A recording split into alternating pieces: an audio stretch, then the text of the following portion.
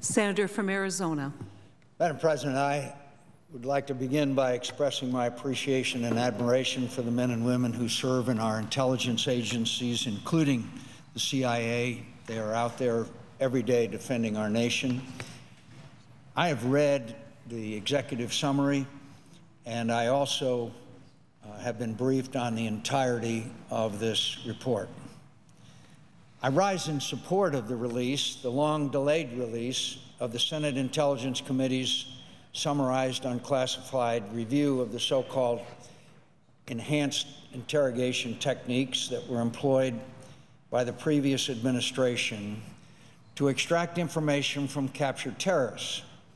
It's a thorough and thoughtful study of practices that I believe not only failed their purpose to secure actionable intelligence to prevent further attacks on the U.S. and our allies, but actually damaged our security interests as well as our reputation as a force for good in the world. I believe the American people have a right, indeed responsibility, to know what was done in their name, how these practices did or did not serve our interests, and how they comported with our most important values.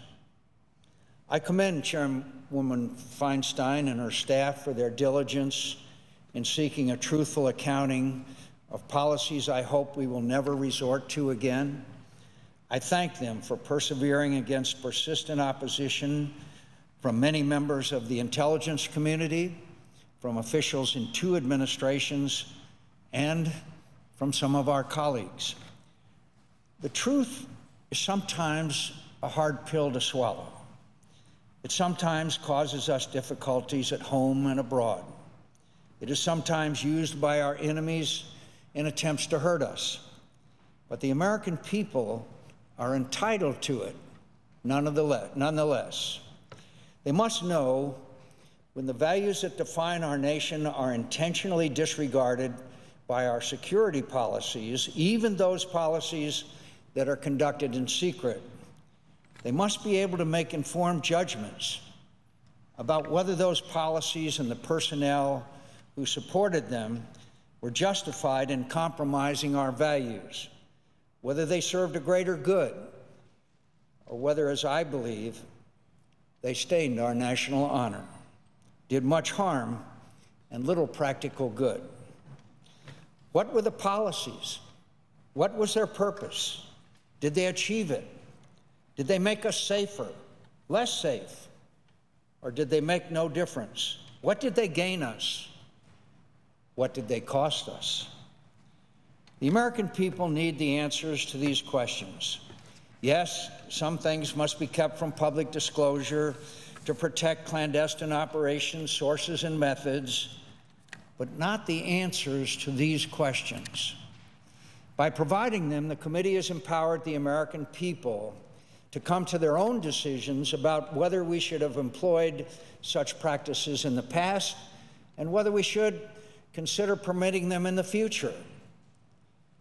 This report strengthens self-government and ultimately, I believe, America's security and stature in the world, and I thank the committee for that valuable public service. I have long believed some of these practices amounted to torture, as a reasonable person would define it, especially, but not only, the practice of waterboarding, which is a mock execution and an exquisite form of torture. Its use was shameful and unnecessary, and contrary to assertions made by some of its defenders, and as the committee's report makes clear, it produced little useful intelligence to help us track down the perpetrators of 9/11 or prevent new attacks and atrocities. I know from personal experience that the abuse of prisoners will produce more bad than good intelligence. I know that victims of torture will offer intentionally misleading information if they think their captors will believe it. I know they will say whatever they think their torturers want them to say if they believe it will stop their suffering. Most of all, I know the use of torture compromises that which most distinguishes us from our enemies. Our belief that all people, even captured enemies, possess basic human rights which are protected by international conventions the United States not only joined, but for the most part authored. I know, too, that bad things happen in war. I know in war good people can feel obliged for good reasons to do things they would normally object to and recoil from. I understand the reasons that governed the decision to resort to these interrogation methods. And I know that those who approved them and those who used them were dedicated to securing justice for the victims of terrorist attacks and to protect Americans from further harm. I know their responsibilities were grave and urgent, and the strain of their duty was onerous. I respect their dedication and appreciate their dilemma, but I dispute wholeheartedly that it was right for them to use these methods, which this report makes clear were neither in the best interest of justice, nor our security, nor the ideals we have sacrificed so much blood and treasure to defend. The knowledge of torture's dubious efficacy and my moral objection to the abuse of prisoners motivated my sponsorship of the Detainee Treatment Act of 2005, which prohibits, quote, cruel, inhuman, or degrading treatment of captured combatants, whether they wear a nation's uniform or not, and which passed the Senate by a vote of 90-9. Subsequently, I successfully offered amendments to the Military Commissions Act of 2006, which, among other things, prevented the attempt to weaken Common Article 3 of the Geneva Conventions and broaden definitions in the War Crimes Act to make the future use of waterboarding and other, quote, enhanced interrogation techniques punishable as war crimes. There was considerable misinformation disseminated then about what was and wasn't achieved using these methods in an effort to discourage support for the legislation. There was a good amount of misinformation used in 2011 to credit the use of these methods with the death of Osama bin Laden, and there is, I fear, misinformation being used today to prevent the release of this report, disputing its findings and warning about the security consequences of their public disclosure. With the report's release, will the report's release cause outrage that leads to violence in some parts of the Muslim world?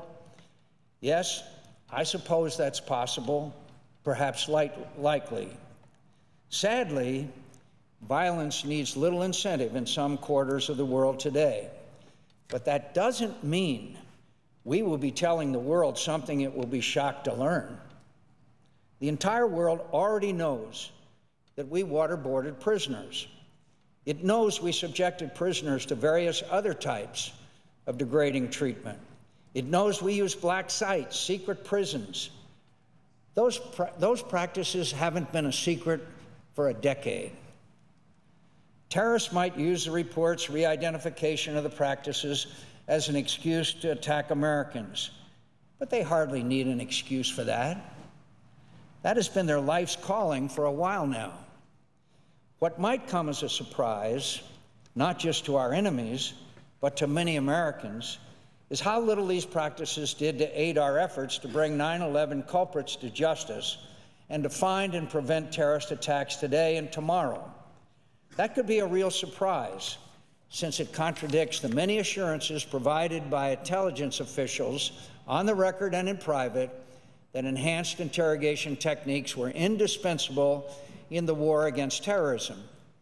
And I suspect the objection of those same officials to the release of this report is really focused on that disclosure, torture's ineffectiveness, because we gave up much in the expectation that torture would make us safer. Too much.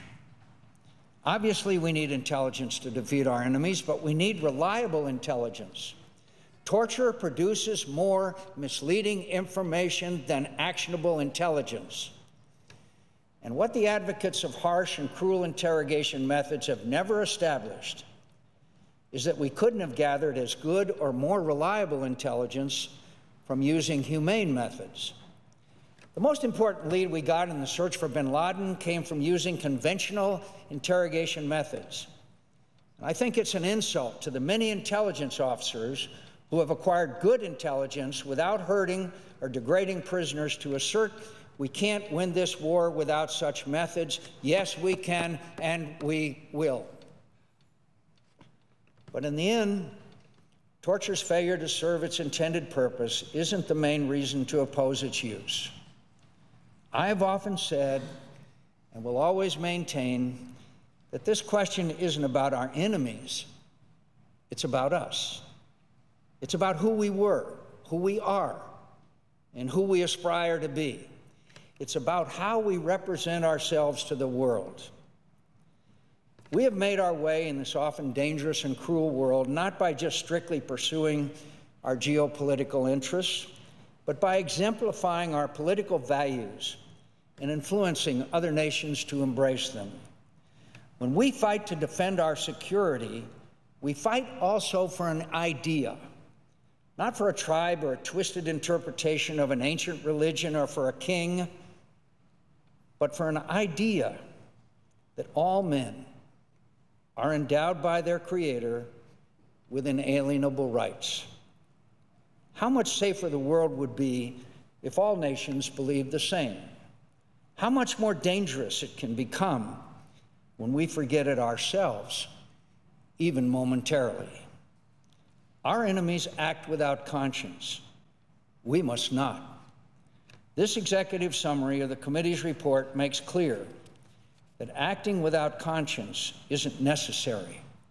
It isn't even helpful in winning this strange and long war we're fighting. We should be grateful to have that truth affirmed. Now, let us reassert the contrary proposition that is it essential to our success in this war that we ask those who fight it for us to remember at all times that they are defending a sacred ideal of how nations should be governed and conduct their relations with others, even our enemies. Those of us who give them this duty are obliged by history, by our nation's highest ideals, and the many terrible sacrifices made to protect them, by our respect for human dignity, to make clear we need not risk our national honor to prevail in this or any war. We need only remember in the worst of times, through the chaos and terror of war, when facing cruelty, suffering, and loss, that we are always Americans, and different, stronger, and better than those who would destroy us. Madam President, I yield the floor.